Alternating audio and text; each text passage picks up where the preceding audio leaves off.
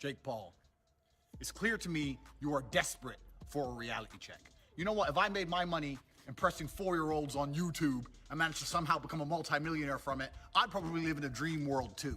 But let me explain something to you about combat sports. There are a whole bunch of men out here who will never be as famous as you, will never make the money you've made, who would kick the living out of you. That's delusion. That's delusion. I'm sorry. Look, Andrew, fighter, legitimate, badass motherfucker, strong mentality. I'm sorry, Tristan Tate is a weak link. I say let's run He got a bad shoulder. He's shaped like a gingerbread man. I don't want no beef, but that's delusion. PFO will set this up. Uh-oh. A MMA double tag team match. 10 million for everybody. You might have a fight, you might have a fight on your hands. Andrew Tate, who refers to himself as Top G, recently fired a verbal shot at Jake Paul after the YouTuber turned boxer spurned an offer of a fight with Tate. Many feel that Jake's rebuff was rightly criticized. Tate is never known for his lame statements, but this time around his direct approach has garnered great controversy. What is even more baffling is that Jake Paul, who has built his career so far on bold call-outs and brazen challenges, seems to be retreating in the face of Tate. Jake Paul has repeatedly portrayed himself as someone ready to fight anyone, anywhere, yet his decision to sidestep Andrew Tate raises questions. For a man who feeds off the creation of an image of being fearless, why would he turn down a matchup with Tate? If you want to fight and you want to send a contract, send one to me. I will take a few weeks break from living my retired life to kick the living goofy, entitled like you. You know my name, Andrew Tate. Google it if you want to know more. Tate is not just some internet personality looking for a paycheck. He is an actual athlete with a proven track record. For Jake, who has consistently claimed to want to test himself as a real fighter, this refusal feels contradictory to his self-made persona. Andrew Tate is a 4-time kickboxing world champion and is known to keep up with his peak physical shape and age, 37. One notable difference between some of Jake's more experienced opponents is that they are either an aging athlete looking for another payday or an amateur attempting something they have no control over. His fight, along with his combative skills, make him also very aggressive and never-ending. On the other hand, Jake Paul, although he's been all over the headlines since then, often gets knocked for match selectivity based on opponents who either haven't boxed much or have run their course. Brothers, one cage. Jake Logan, you Tristan. Who comes out alive? You know what? I'm trying so hard to not start internet beefs. I'm really trying not to. You could say Jake and Logan, man. Bro, don't worry about it. No, I can't lie.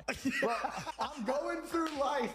I'm trying to live peaceful now. What makes this situation particularly striking, though, is the simplicity of Tate's challenge. No outrageous demands. Nothing too complicated. The offer was simple. For a real fight. Tate's approach is far removed from the spectacle-driven bouts that Jake is accustomed to. This wasn't a fight built for viral moments or promotional stunts. It was about proving strength and skill in the ring. For someone like Jake, who thrives on spectacle, the seriousness of Tate's challenge must have been unsettling. This has caused a lot of backlash. Fans, critics, and even casual observers question why he would turn down such an opportunity. Through social media, most people accused Jake of dodging a genuine challenge, calling his refusal a sign of fear or insecurity. For a man who built his reputation on taking bold risks, this rejection created a stark contradiction. He certainly doesn't need Jake Paul fame or money. According to his own account, Tate is already massively wealthy and established. He doesn't seem after the publicity and cash attached to fighting a high-profile bout with Jake Paul.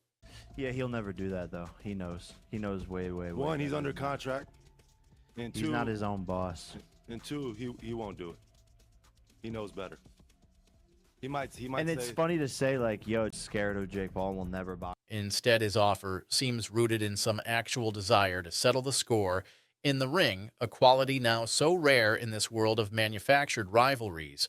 At a time when the focus of most boxing matches has shifted from actual competition to creating viral moments, Tate's challenge was different.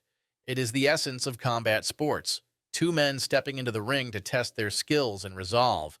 But Jake's decision to back out suggests he may not be ready for that level of authenticity. Critics say Jake's reluctance tells a story in his career, Although he's always boisterous about being fearless, Jake has often picked fights to be on the safe side while getting maximum publicity, be it an all-battled-out MMA fighter or a greenhorn opponent.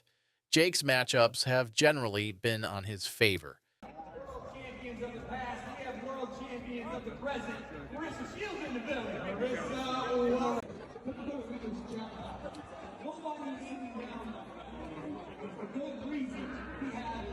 I'm one of the lucky ones. I made a little bit of money. I don't have 50 million to bet with you, but I do have 3 million to bet with you. So this is your offer. $3 million. You put 3, I put 3. Winner takes all. I'm 5 years out the ring. I'm a kick. Andrew Tate is not. He is a real danger, something Jake could not simply maneuver around. Tate didn't mince his words either, coming after Jake for believing he is still living in some fantasy world born out of his viral YouTube videos and now boxing fame.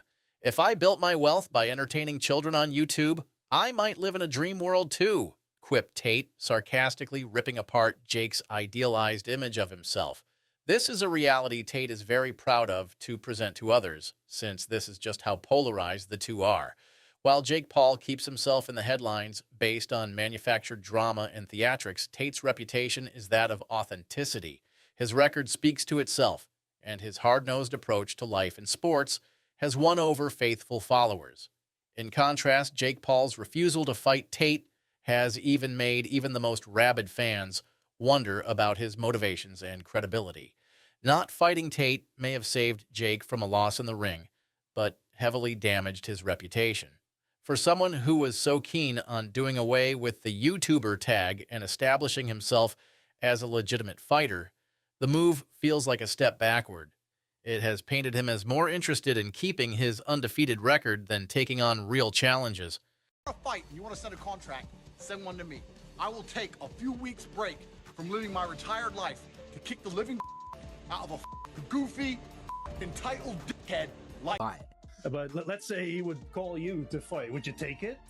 Yeah, I mean, Jake and I actually talk. He's an all right guy. There was a time we were talking about fighting each other, and I think if this arrest didn't happen, it probably would have come to fruition. We'll see what happens in the latter is out of this incident, and his reputation not only not in tatters, but better for being intact. Straightforward challenge issued, followed by standing firm for denial. He has reinforced himself as an authentic contender. He does not need this bout to build himself into popularity. If anything, the refusal has only helped raise Jake's rejection above Tate's level of popular opinion. This incident goes beyond the two fighters. It raises broader questions about the state of modern boxing, where the line between sport and entertainment is increasingly blurred. While fighters like Tate prioritize authenticity and skill, others like Jake seem to focus more on creating narratives that suit their brand. It's in this context of conflict between authenticity and spectacle that controversy surrounding Jake's reluctance to face Tate lies. Boxing for pure enthusiasts is discipline, skills, and competition. To others like Jake Paul and similar other folks, it's the generation of the moment that gets on the viral pages of a browser, generates some buzz, and builds a brand. In the end, Jake Paul's decision to turn down Andrew Tate's fight offer leaves a lasting impression, though perhaps not the one he intended. For Tate, it was a win without ever stepping into the ring. For Jake, it was a moment that exposed the cracks in his carefully constructed image. Whether Jake can emerge from this wreckage is another question, but one thing is certain, in terms of sincerity and talent, Andrew Tate has already emerged victorious.